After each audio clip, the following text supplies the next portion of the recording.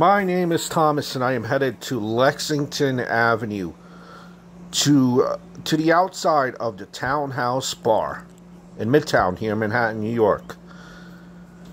It was the center of the last call killings that happened between 1991 and 1993. The man convicted, Richard Westall Rogers Jr. He was born in 1950. And he was born in Massachusetts. He was the eldest of 5 children, and he was raised by his father and his mother. And in the late 1950s, Rogers and his family, they relocated to Florida so his father could work a higher-paying job in sheet manufacturing. His father taught Richard how to hunt deer and ducks and catch fish. As an adolescent, Rogers was described as being skinny and timid. He had a high-pitched voice, and it made him a target of being bullied at high school. Rogers, much to the dismay of his father, never really showed an interest in sports, instead, preferring to go to Girl Scout meetings with his mother. Rogers was a straight-A student and a member of the French club at school. In late 1960s, Rogers allegedly grabbed a knife from his home and used it to stab his neighbor, an older woman. Because of the attack, Rogers was briefly institutionalized, soon released, and graduated from high school in 1968. Fast forward a couple of years, Richard Rogers, when he's attending college, he was often described as a loner who largely kept to himself. He did have a few friends, however, most notably his second roommate. He and his roommate, they were described as being joined at the hip during majority of the time. Rogers graduates college, and he attends the University of Maine as a graduate student. He lives in a 2-story home with 3 housemates in Maine. One of his housemates was a 22-year-old by the name of Frederick Allen Spencer. And these two are not fond of each other, and Rogers and Spencer.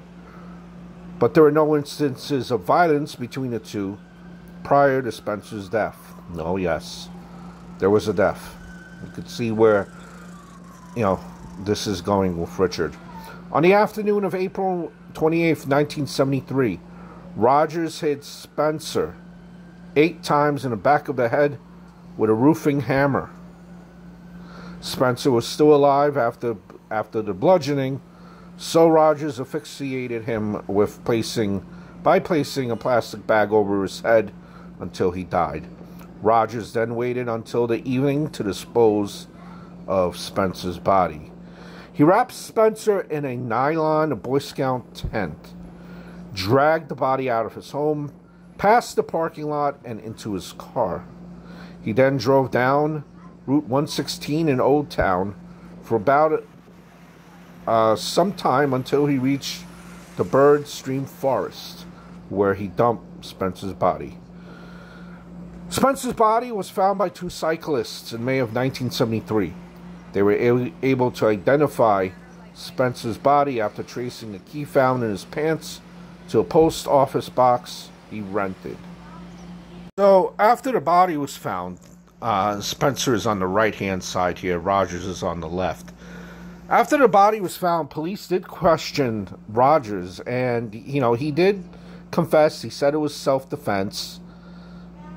And after his confession, Rogers was charged in the murder of Spencer. He pleaded not guilty. Rogers' fingerprints, he pleaded not guilty. He said it was self-defense. Rogers' fingerprints, height, and weight were taken. He was held in county jail without bail for the next 6 months until his trial started. And, with the trial going on,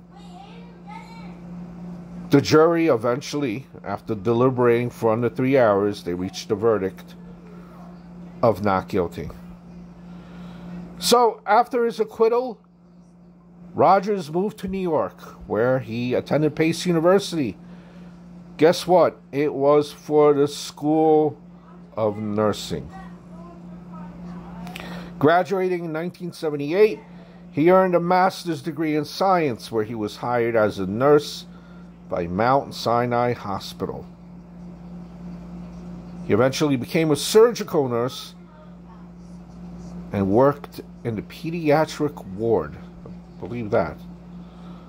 Until he was arrested in 2001, and that is the Last Call killings, which we will describe. You're always fascinated by the background. A lot of the times you hear about these killers as being dumb as bricks, and probably a lot more times you hear that some of these people are just absolute brilliant minds, and this is what Rogers apparently was. He was a straight-A student all through schooling. So I want to fast forward now to between 1991 and 1993. So during this time, between 91 and 93, 4 gay and bisexual men, they were lured from the piano bars in Manhattan here, in this area where we're walking. And they were later found dismembered and murdered in trash bins along highways in Pennsylvania, New Jersey, New York. Very twisted, sick crime. Now, although Richard Rogers was only convicted of 2 of these killings, those of Thomas Mulcahy and Anthony Marrero, he is suspected of committing all 4 murders in this area of men. First known victim of the Last Call murder was 54-year-old Peter Stickney Anderson. Now, on the night of May 5th, 1991, Anderson was last seen alive on Lexington Avenue after drinking at the Townhouse Bar, which is where we're going to now, in Midtown, just to give you an idea of how the bar looked like in the area. It's a very high-scale area. This is probably the type of places that Rogers targeted. The following morning, Anderson's remains were discovered in a trash barrel by a maintenance worker along the westbound side of the Pennsylvania Turnpike. The worker, he couldn't fit a garbage bag in a trash barrel, so he had opened it and he saw Anderson's head. The worker then notified his supervisor, who called the Pennsylvania State Police. An autopsy was conducted of Anderson, which revealed that he died from multiple stab wounds to the chest and back. Unfortunately, he was also castrated post-mortem, and his penis had been placed in his mouth. Due to rigor mortis, the medical examiner had determined that Anderson had died less than 37 hours prior to the discovery of his body. This is how the townhouse looked at that point, which is the part that we're going to. Anderson's identity was initially unknown, but he was later identified after his belongings were found along another stretch of the turnpike. The next victim was Thomas Mulcahy. He was married with 4. He lived in Massachusetts, visited New York in July '92 for a business meeting. His credit card transactions traced his last known whereabouts to the Townhouse Bar, July 8th. July 10th, maintenance workers found 5 trash bags containing the partial remains of Mulcahy along Route 72 in Woodland Township. That's in New Jersey. 1 bag had contained intestines, a stomach, a latex glove, and a plastic cup. Mulcahy's stomach was cut in half and placed in 2 bags. The 4th bag held a portion of Mulcahy's skin with a bite mark on it, and the last bag had a blood-stained compass saw, a pair of latex gloves, a shower curtain, and a bed sheet in it. 2 hours later, a 6th bag containing his legs were found at a picnic area along the Garden State Parkway, Stratford Township, that's in New Jersey. And well, his body parts had been washed clean of blood. The last known victim of this monster was a individual by the name of Michael J. Sakara, 56-year-old openly gay man, last seen alive July of 1993 at the Five Oaks Bar in nearby over here at Greenwich Village. That night, he was witnessed drinking with and talking to a man who called himself Mark or John and claimed to work as a nurse at St. Vincent's Hospital. On the morning of July 31st, 1993, a man found a suitcase and a bag containing Sakara's shoes, pants, shirt, and wallet at a Haverstraw Bay overlook. The man felt uneasy about the discovery, so he had dropped off the items at the police station, Haverstraw there. A few hours later, a hot dog vendor found Sakara's head and arms, and this is the article about Mr. Mulcahy, which is the prior victim that I was speaking about. 9 days later, Sakara's rest of his remains were found 10 miles in the city of Stony Point, New York. Was cut in 7 pieces was his body, and his body parts had been washed. He had been stabbed 5 times. So after Michael Sakara's death, enforcement agencies, New York, New Jersey, Pennsylvania, they were determined to find his predator. They had a composite sketch of the subject, who claimed to work at St. Vincent's Hospital, and that was made from witness statements and sent to local hospitals. The New York City Gay and Lesbian Anti-Violence Project also raised a reward of $10,000 for information. It kind of went on from there. In 93 of August, an anonymous tip came in about a nurse who worked at Mount Sinai Hospital. According to the tip, the man met the nurse at a gay bar and took him home. While the man was sleeping, the nurse tried to tie him up, but the man resisted and he had fled. And during that time, police were able to come up with a composite sketch, but the witness was not able to make a positive identification, so that kind of fell through, and time would go on. However, in technology advanced, and in April of '99, the New Jersey State Police, they became aware of a fingerprint lifting technique. It's called vacuum metal deposition. And, well, it kind of worked. They tried these prints, and the prints from the, evidence that they had from these prior findings, it was sent to 50 states, including Puerto Rico, so that they could run through each state's individual system, right, of prints. And the prints were matched to Richard Rogers' fingerprints, remember, in Maine. That database, remember, he was charged but found not guilty. So his prints were online since 1973, but didn't go through until it didn't go through until 2001.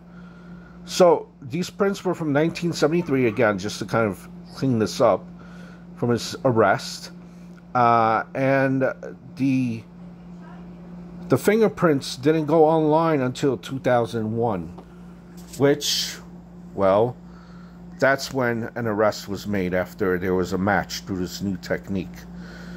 Police came, they approached Rogers at his job, and they told him that he was a victim of credit card fraud, so that he would agree to be questioned. When they made it to the interrogation room, detectives told him that they were actually investigating the murders that he was suspected of.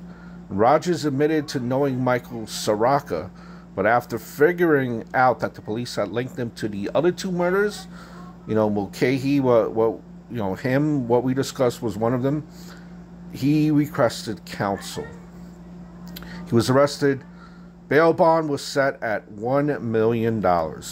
Now, during a search of Rogers' home, investigators, they had discovered more circumstantial evidence linking him to the murders. Firstly, they found a bottle of Versed. That's a medication commonly used as a date rape drug. Carpet fibers were also consistent with those found. The carpet fibers, they were consistent that were found on Mulcahy's body. Plastic bags in his home are similar to the ones the victim's body parts were wrapped in. Additionally, they discovered highlighted passages about decapitation, dismemberment in Rogers' Bible. There is the townhouse grill, how it looks like now. There were also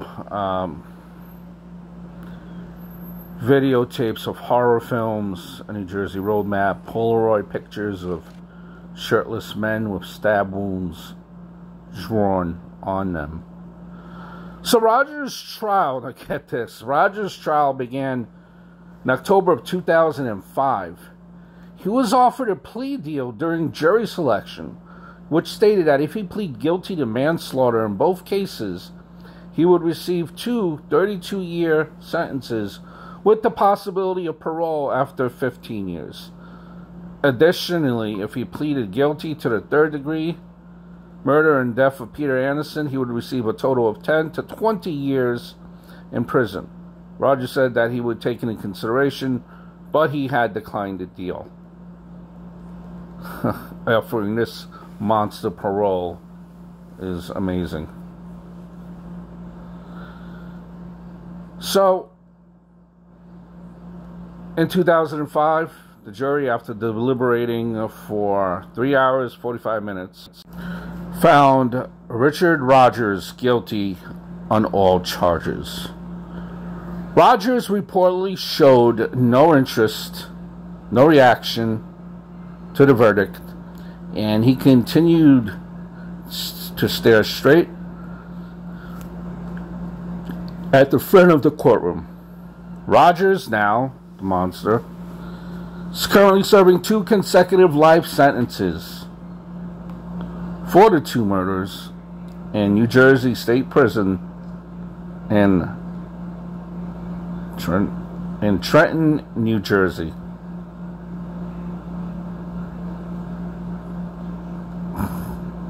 Amazing story. No remorse. Poor innocent people lost their lives. This case has brought out many books. Last Call, A True Story of Love, Lust, and Murder in Queer New York. There's also TV episodes. And, of course, films as well. What a sad case in New York history.